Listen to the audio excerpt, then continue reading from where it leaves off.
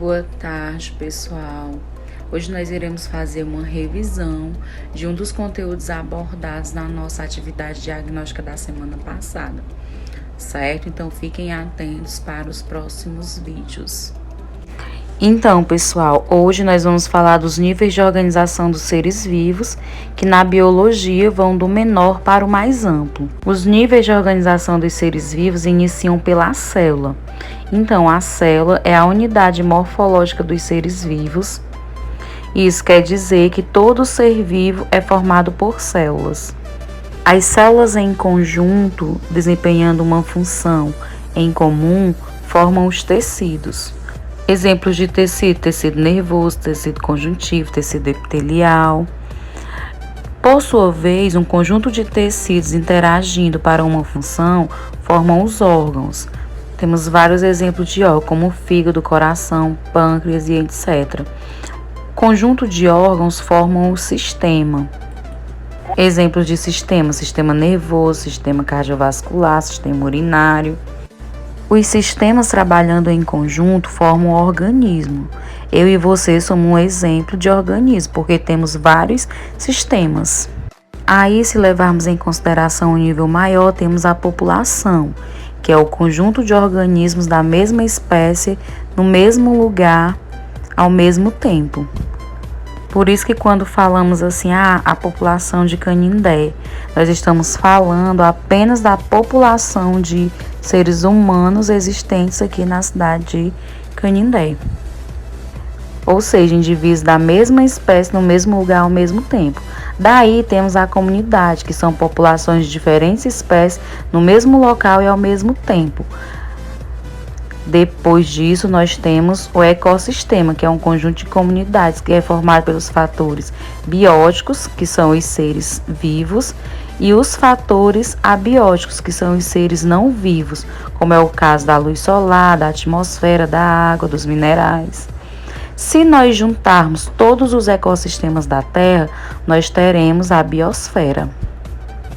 Agora nós vamos resolver algumas questões que estavam disponíveis na nossa atividade diagnóstica da semana passada. Observe a seguir os níveis de organização de um ser vivo e marque a alternativa que contém os termos que substituem adequadamente os números 1, 2 e 3. Então, nós temos aí célula, número 1, número 2, sistema e o número 3. Se nós formos relembrar o que nós estudamos, os níveis de organização dos seres vivos é células, tecidos, órgão, sistema, organismo, população, comunidade, ecossistemas e biosfera. Então, essa questão é bem fácil de responder. Nós temos células, depois o número 1 a gente substitui por tecido, o número 2 nós substituímos por órgão, e o número 3 nós vamos substituir aí pelo organismo. Então, gente, o item correto para esta questão é o item C.